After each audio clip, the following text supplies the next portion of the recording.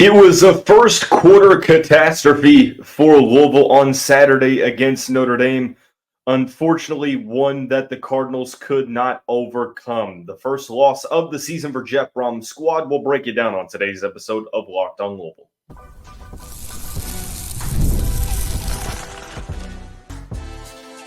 You are Locked on Louisville, your daily podcast on the Louisville Cardinals. Part of the Locked On Podcast Network, your team every day.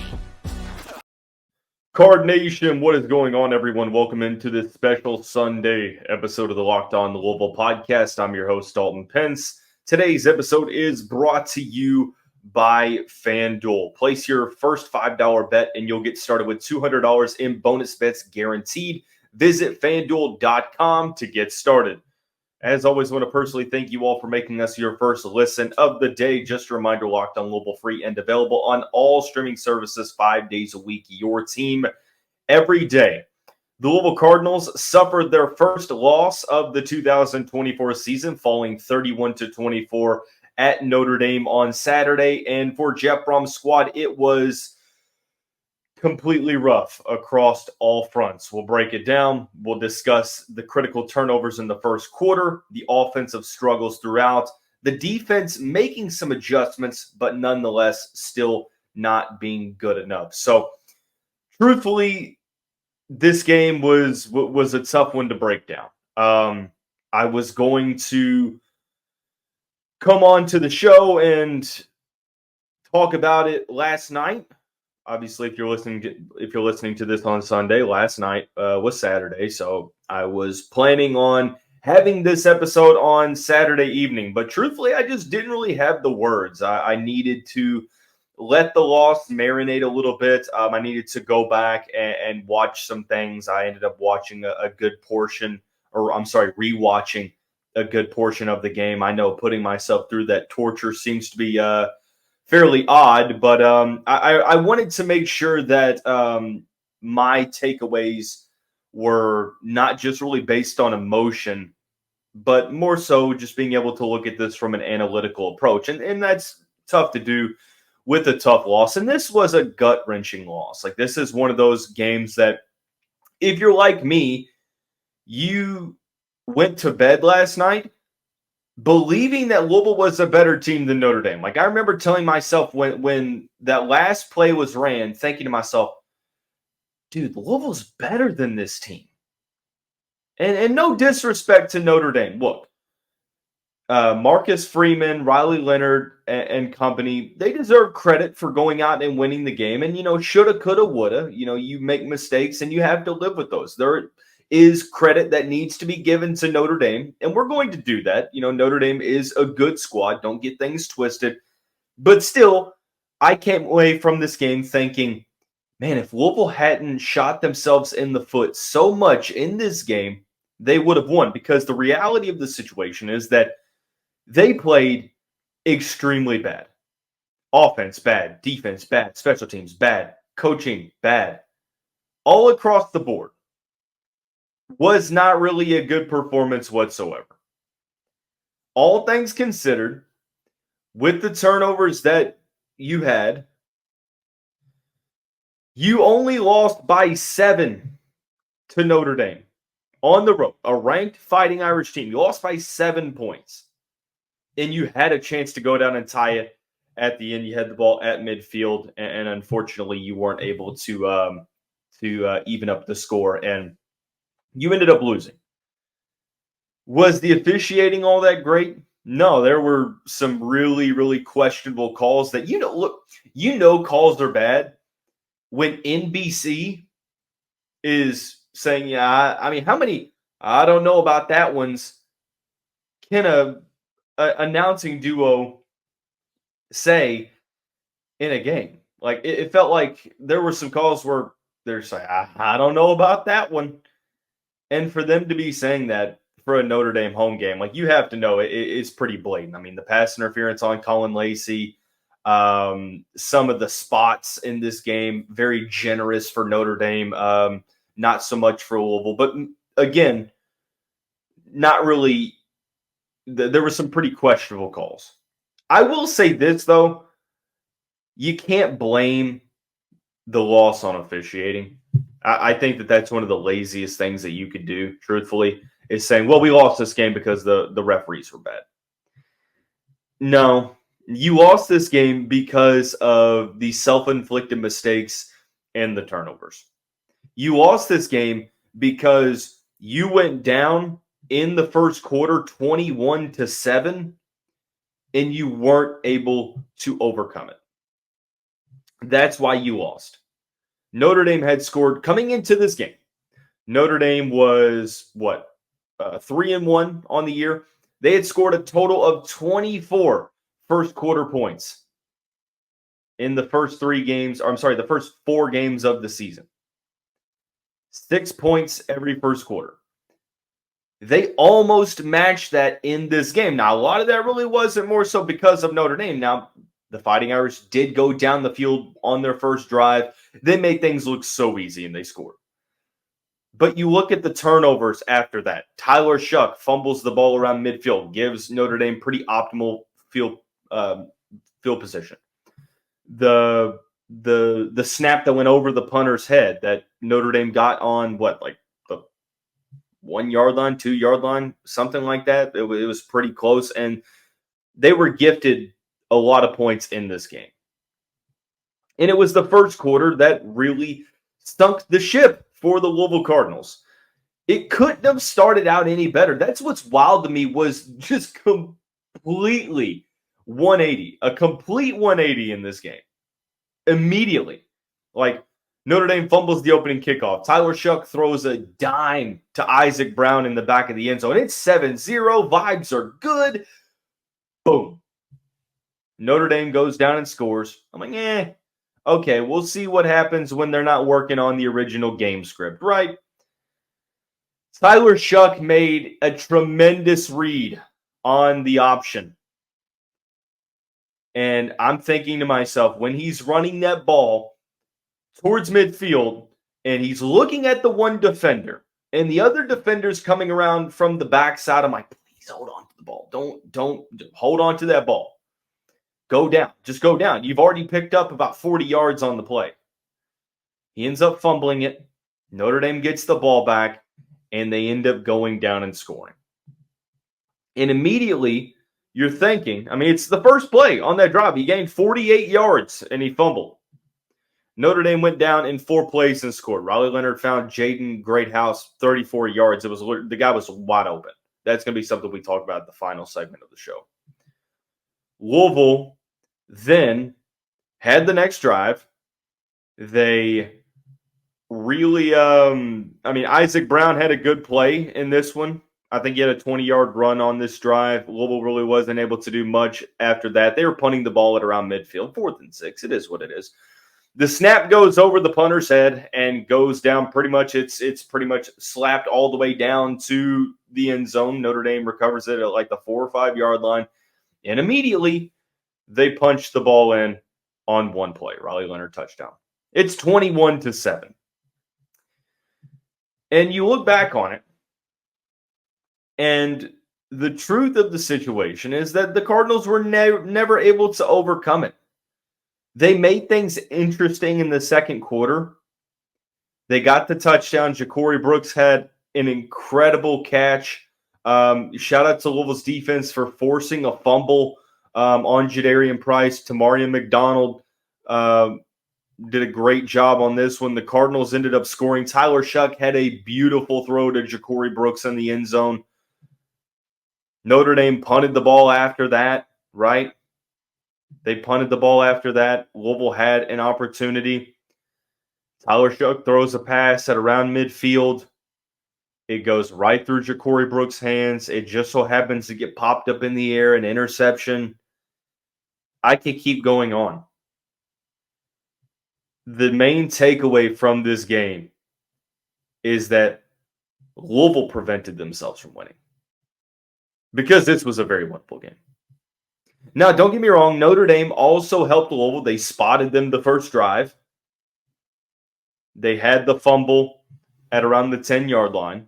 So it's not like Notre Dame didn't have their fair share of situations where it's like, yeah, we could have played a lot better. But in terms of hurting themselves, I thought it was pretty clear that Louisville had more self-inflicting mistakes than Notre Dame did.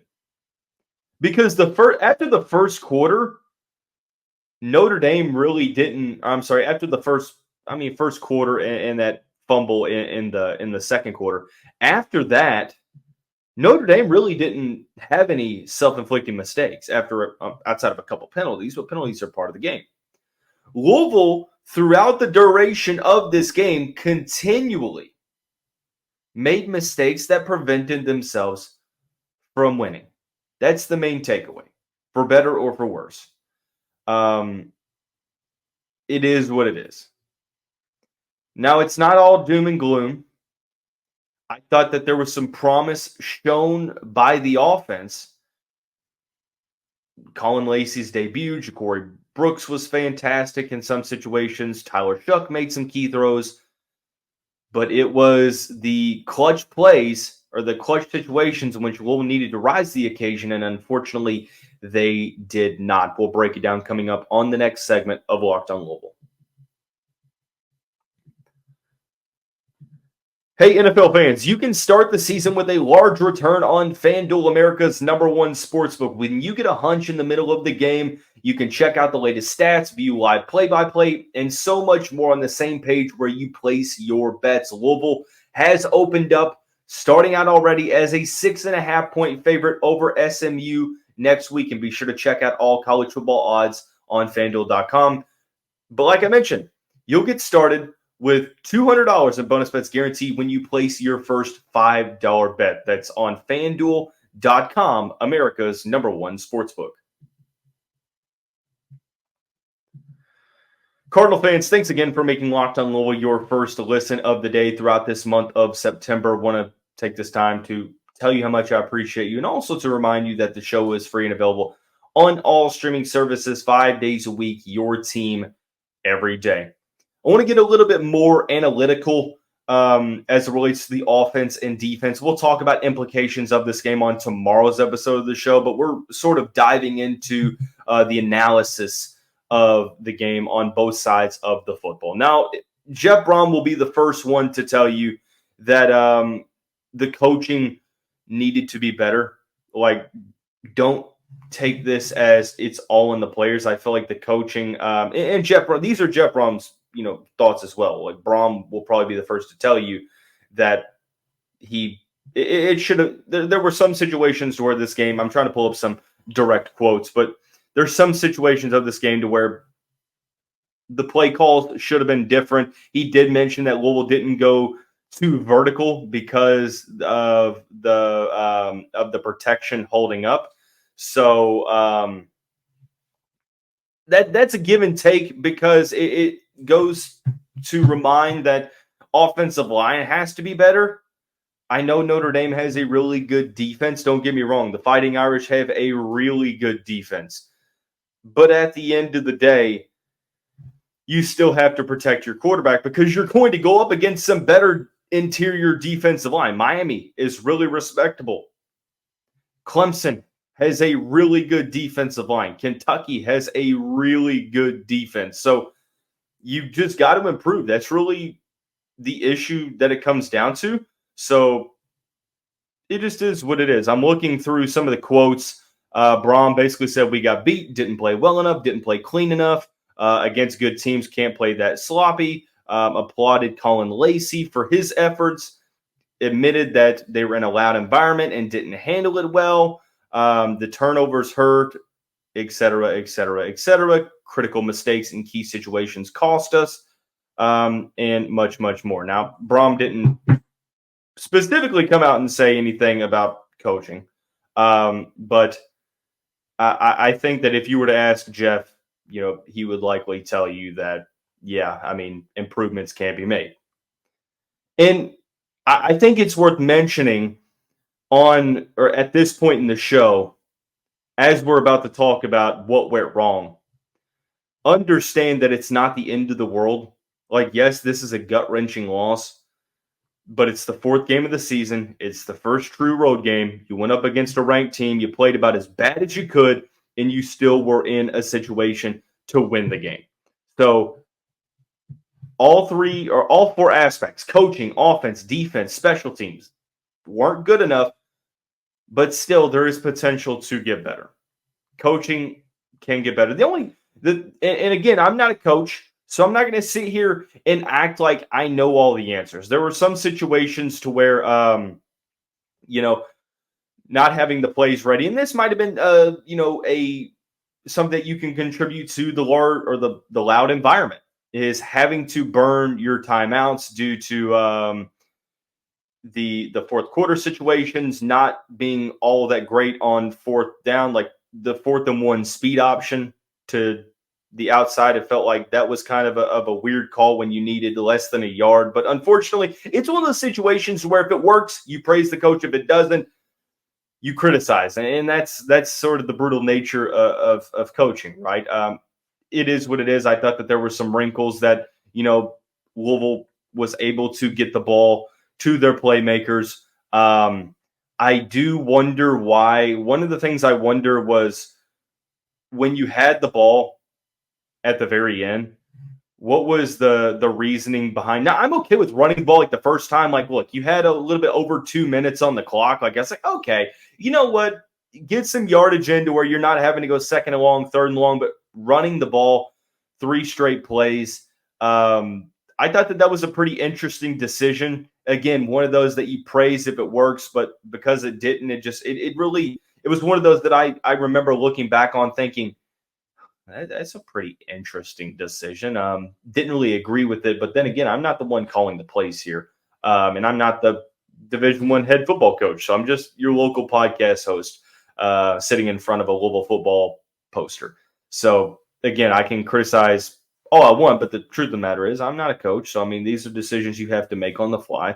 And I trust Jeff Brohm to continue to, get the playmakers the ball in space. No Maurice Turner in this one hurt. Overall, I felt like Tyler Shough had a pretty decent day. 24 of 41, 264, 3 touchdowns. The one interception was a ball that literally was in Ja'Cory Brooks' hands and popped right up, one that he should have caught. The Cardinals, 5 yards per carry on the ground. Isaac Brown was pretty solid, 13 of 72. Don Chaney was 9 of 38. Tyler Shough, 5 for 36. I like how he was able to get out and run. The one thing about Tyler that I will say he has to just basically improve on is better pocket presence. There were situations where I know that the offensive line didn't hold up as well, but your internal clock has to be going there, and you just have to throw the ball away, and some of those sacks really hurt the Cardinals. So I thought Tyler Shough made some phenomenal throws. The one to Ja'Cory Brooks, the sidearm, to where if Pat Mahomes made that throw, they'd be talking about it on SportsCenter for the next 48 hours. I thought that he made some really good throws, some really good decisions. The throw to Isaac Brown. Overall, I think Tyler Shough played pretty solid. Unfortunately, there were just situations to where whenever Louisville got to around midfield, the drives stalled, whether it was drop passes, wide receivers had some drops. Chris Bell had the 3rd down drop. Colin Lacey, Mark Redmond had drops. Ja'Cory Brooks had drops. Brooks led 5 for 71, 2 touchdowns. I thought he was fantastic for the most part. Colin Lacey, 5 for 71. A pretty decent debut. And then overall, I mean, the passing game, it's just a matter of Louisville getting to midfield, and the drives just stalled out after that. And Louisville has to do a better job of getting in range for Brock Travelstead, where if they can't convert, he can hit the field goal. I know he's been shaky here and there. He hit a huge field goal to cut the lead to 7. Shout out to him for that. But ultimately, it was just a situation where you just needed more from the offense, and they just weren't able to give it to you. Like 14 of the 24 points that the Cardinals offense scored were off of Notre Dame's turnovers, to where they already started, inside Notre Dame's 25. Louisville had pretty much one drive where they were able to move the ball all the way down the field, and that was the touchdown drive to Ja'Cory Brooks in the fourth quarter. So the passing offense, I think that they're going to continually get the guys the ball out in space. but it's just a matter of, being able to execute that, the offensive line being able to hold up in pass pro and much more. I like that the rushing attack was able to average 5 yards per carry. I don't really have much complaints outside of that. Look, I know that there were some spots in this game to where Chris Bell very blatantly crossed the first down. Don Chaney, I felt like, got the first down. Don Chaney in the fourth quarter felt like got the first down. So some of these spots were pretty generous in favor of Notre Dame, and you're looking at it thinking, well, we shouldn't have to be talking about this. Like, Louisville got the first down, and they didn't even have the courtesy to review 2 of these 3. So, and then the pass interference on Colin Lacey, I get it. The officiating wasn't great, but good teams, you have to overcome it. That's what it comes down to. So, again, the offense showed promise. I'm not really worried about them moving forward, but they had to be better with ball security. The offensive line has to be better. Wide receivers can't drop as many passes. Tyler Shough has to be more decisive and throw the ball away when he needs to. And, and it is what it is. I ultimately think that they're going to be able to bounce back, and they're going to have to pretty soon against SMU. But I want to flip over to the defensive side of the ball for the remainder of the show. Cardinals defense wasn't terrible, but they weren't great either. And I went sort of back and forth with the defensive performance. And I'll sort of explain sort of the dilemma that I'm referring to coming up on the final segment of this Sunday edition of Locked on Louisville.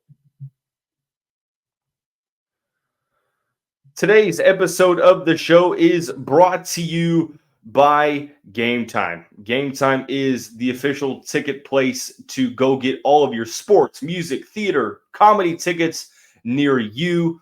They even have something called Game Time Picks, which makes getting tickets for your favorite live events even easier. It filters out the fluff to show you only incredible deals on great seats so you don't have to waste your time. I got tickets to the upcoming SMU game on Game Time because when I downloaded the Game Time app, it was pretty clear that I wasn't going to utilize any other ticketing service. When you have an all-in pricing feature that you can toggle on to show you the total up front with no surprise fees, the lowest price guarantee, which means Game Time will credit you 110% of the difference if you find tickets in the same section and row for less, and the panoramic seat view from your seat in the app that you can get before you buy. Take the guesswork out of buying tickets with Game Time.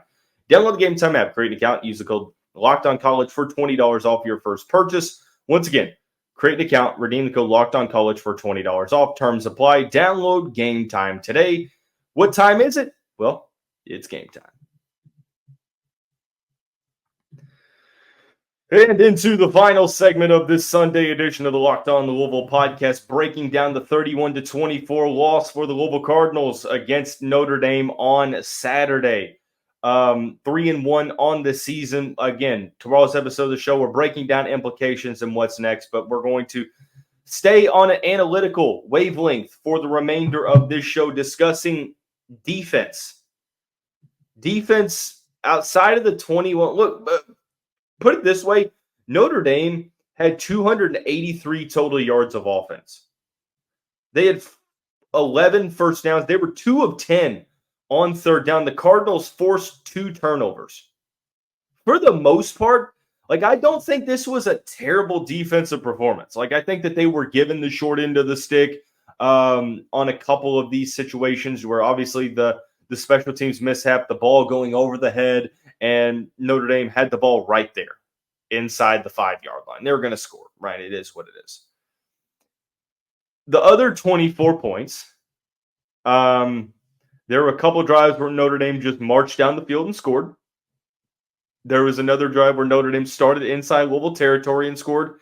And then the Cardinals held Notre Dame to a field goal. Outside of the first quarter, the Cardinals allowed 10 points. So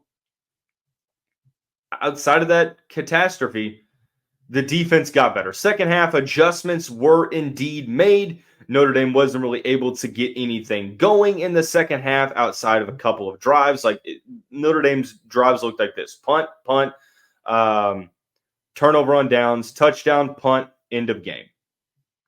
So there was one drive to where Notre Dame, it was a 5-play drive. I mean, they went all the way down the field, and they scored on a halfback screen to Jeremiah Love. But the issue for me in this one was that the start of the game, Notre Dame did whatever they wanted to do. And that bothered me because it happened last week against Georgia Tech, where you're going up against a mobile quarterback, and Riley Leonard did whatever he wanted to do on that first drive. Now, it was a scripted first drive, so it's all about making adjustments. But there were other drives where they went down and hit the field goal in the second quarter. They had the touchdown drive where even though they started in Louisville territory, they were within the 40. I think I want to go back and see where exactly that ball was when they started the drive. Actually, no, it was at the Notre Dame 47. And they allowed them to go down in 4 plays and the broken coverage. And that's sort of something that's becoming a trend that we have to improve on. And it was last year as well, broken coverage, defensive backs communicating. Look, I know no Quincy Riley in this game. It hurt. When you have an All-American level player not playing the game, it hurts. It does. And I know guys got banged up all afternoon. It's next man up, unfortunately. And for the most part, I feel like Louisville's defense made some second-half adjustments. But the first half was just not good for the defense. Not really much push from the interior of the defensive line.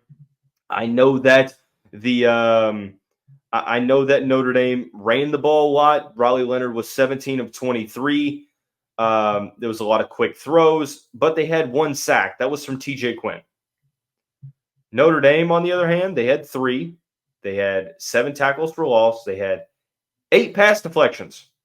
Louisville had 1 sack, 5 tackles for loss, and no pass deflections. The secondary struggled at times. And you know what you're going to get from Riley Leonard. Riley Leonard is a guy that doesn't really throw the ball deep. He's going to do a lot of read options, and when he does throw the ball, it's going to be close to the sticks. It's going to be situations where he's going to get out and roll, to where he has the option to get out and scramble, but he'll make the throw toward the sideline, and a lot of his throws will be short or, at the very best, intermediate routes.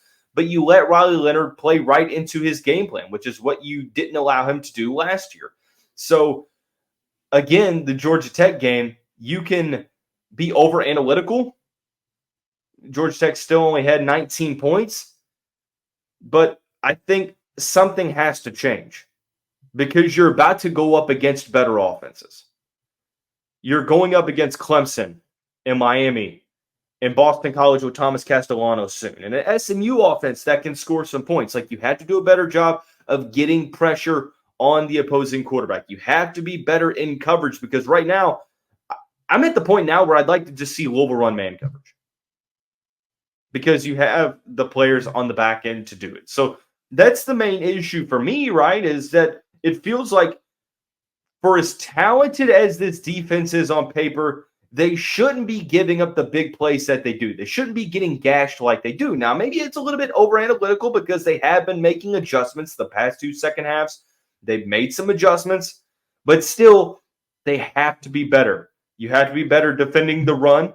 Notre Dame, now they do a really good job running the game, but they are running the ball, but that offensive line was banged up for Notre Dame, and they ran the ball really, really well. And I know it's a great rushing attack, but again, if you want a chance to compete for the ACC, your defense has to improve.